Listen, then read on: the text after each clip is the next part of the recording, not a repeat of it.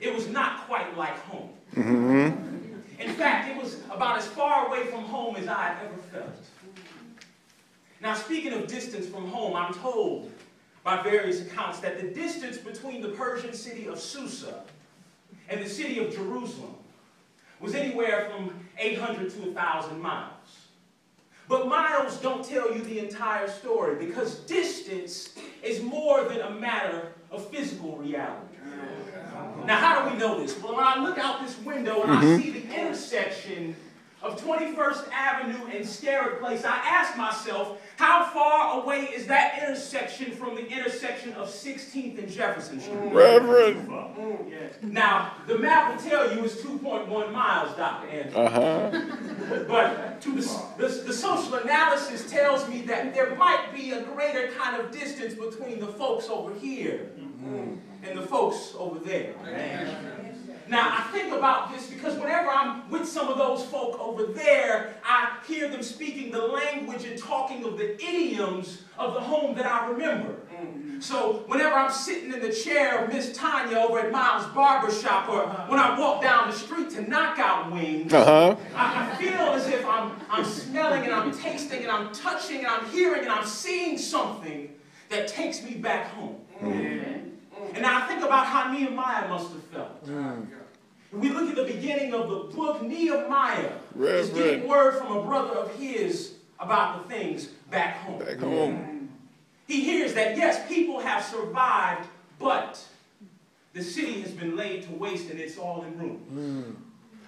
Now, it doesn't matter how far away you are from home. When you hear bad news from home, it hits you close to the heart. So Brother Nehemiah was in a state of shock. He wept. He turned away from his food and he turned to God in prayer and he called upon the one who made covenant with the children of Israel. And he said, God, have mercy on us in our disobedience and allow us to come back into the place that you have established us in. See, when I think about what home meant to Nehemiah, I get this sense that home meant the place where God dwells. Nehemiah's dilemma was the problem of exile. Now, when we think of exile, we often get in our minds this idea of displacement from a physical location. But there's a gentleman, you might know him, his name is Walter Brueggemann. He writes a little something that said, exile is not an issue of physical dislocation. It is an issue of social, cultural, and moral displacement. It's the crisis of identity. It's the crisis of trying to think about how to sing the songs of home in a strange land. It's the crisis of being glad that you survived, but brokenhearted for those people and those things that did not. And so I think about Brother Nehemiah. Brother Nehemiah was the cupbearer to the king. He operated at arm's length from privilege. See, Nehemiah was somebody in Susa. But here's the thing, status will not make your heart be right. All the tenure in the world might give you job security, but it will not secure you peace. Money will buy you materials, but it will not buy you happiness. And we cannot allow the material circumstances of this present place to make us think that we are not indeed still in exile. Now, the privileges of exile did not keep Nehemiah from being brokenhearted. I mean, even the king knew something was wrong with him. And what happens? Nehemiah begins to pour out his heart to the king. And I had to ask myself, how could you not be sad when the graves of your ancestors have been desecrated? How could you not be brokenhearted when the place that you called home lies in ruins?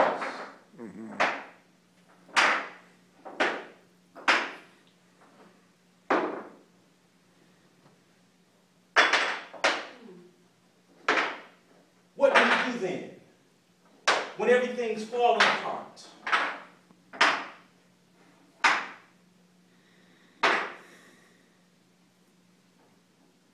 Nehemiah understood that the only solution for his troubles was a homecoming. Can you say that with me? Homecoming. Homecoming. Now this week, thousands of people will descend upon the campus of Vanderbilt for what? Homecoming. They will eat and they will drink. They will laugh and they will reminisce about the good times. They will celebrate their connection to their alma mater, to their nourishing mother.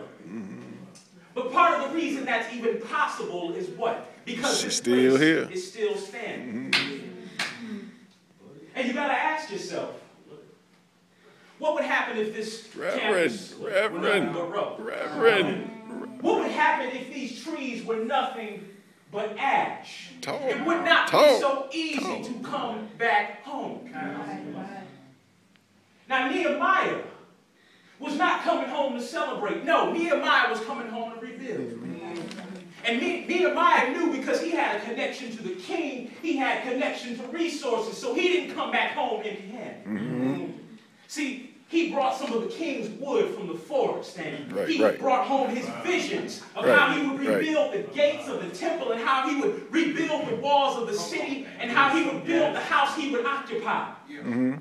Because here's the thing, sometimes it takes the resources of exile to rebuild the home you were looking for. Put your weight on it. The only home you're going to find is the one you build on your own. Put your weight on it, Reverend. So Brother Nehemiah steps out, and he realizes you can't just start building until you get on the ground and you look around. So what did he do? He went out and he surveyed the land, and he assessed the damage. And what did he see? He saw that things were broken. He saw that things were in ruin. But most importantly, he went to the people, to the Jews, to the priests, to the nobles, to the officials, to everyone who was ready, willing, and able to rebuild. See, Nehemiah was a community organizer.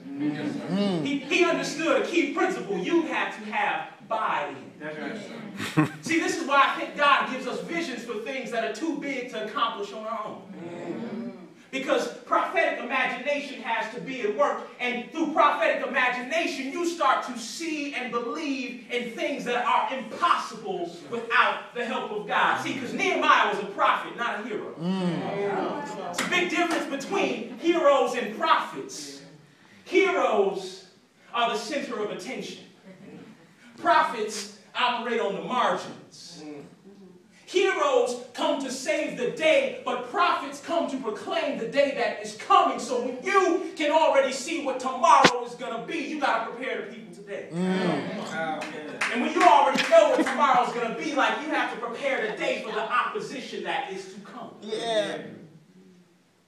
Now, before you can rebuild, before you can reclaim home, you've got to understand there will be opposition. Now, maybe all your opponents won't be named Sanballat or Tobiah or Geshem, but I guarantee that anytime you act in opposition to the status quo, you are going to come up against opposition. Why is this? Well, see, Nehemiah was not comfortable in exile, but that doesn't mean other people weren't. See, Nehemiah did not take the easy road out. No, he committed himself to a vision that would require his time and his energy and his devotion. He dedicated himself to a task that would leave him exposed and vulnerable. But some people were comfortable in exile. The problem is comfort does not equal safety. One of my mentors back at Yale Divinity School, she said to me, there is no such thing as a safe space. There are illusions of safety, but there is always an unseen threat. But you ask, what is the unseen threat of exile? What is it? Why would you go against the king? Why would you bite the hand of privilege that feeds you? Why would you go against the institutions that pay your tuitions and pay your salaries and cut your stipend checks and give you your medical insurance and give you an air of status and privilege in the community? Why would you go against that? Well, let me tell you something.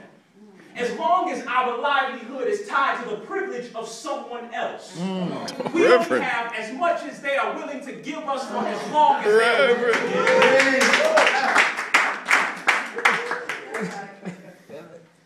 Nehemiah did not get so comfortable with the trappings of exile that he forgot who he was.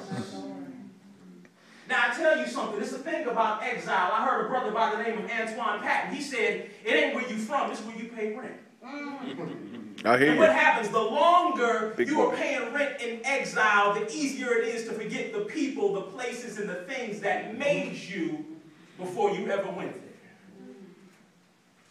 I'm reminded that in exile, it's hard to be yourself. We begin to forget things about our past. And you ask, why is it so important, this idea of exile? Well, the children of Israel, their identity was bound up in a social, cultural, and moral reality that was difficult to maintain in exile. And the city of Jerusalem was a physical and metaphorical symbol of this way of life. So when Nehemiah went back to rebuild Jerusalem, it was not just about rebuilding a city, but it was about reclaiming the structural integrity of a way of life that God had called these people to live. See, because it's hard to be yourself in exile. In exile, survivors are often trying to learn to assimilate, to figure how to fit in. Oh, believe me, I know it firsthand, because I sat in Ivy League halls and I learned the language of privilege. And I learned the styling of privilege. And I learned to present myself as a legible text to be read by the powers that be as one of them. Come on. But I'm here to tell you today that I ain't what the game made me, and I ain't what the fame made me, but I'm everything that God made me, and you are everything that God made you. And we were not created for exile, but we were created to walk into an identity, into a purpose that places us in the presence of God. Reverend. What I want to say is this. Nehemiah knew that the home you leave behind is a memory. The exile you walk in is a minefield. The home you are building is a mystery. But I believe God is calling us forward into mystery. Calling us into the unseen. I believe that if Vanderbilt Divinity School is truly the Schola Prophetarum, if it's truly the school of the prophets, then we have to understand that you don't train prophets to proclaim from the margins by making them comfortable in the center. Yeah. But you have to sharpen their minds so they can take the tools and resources of exile and build a new home. Come on. You've got to give them all that they need to make sure that homecoming is not just a one-time event, but it is an event for generations to come. Yes, sir. And all who could said, Amen. Amen. Amen. As we bring this service to a close, we're going to conclude with a favorite hymn of mine, It Is Well With My Soul. Because even in exile, we must remember what it is to declare the wellness of our souls. To understand that the truth of God's call for us is not predicated by circumstance, but it is bound in a promise.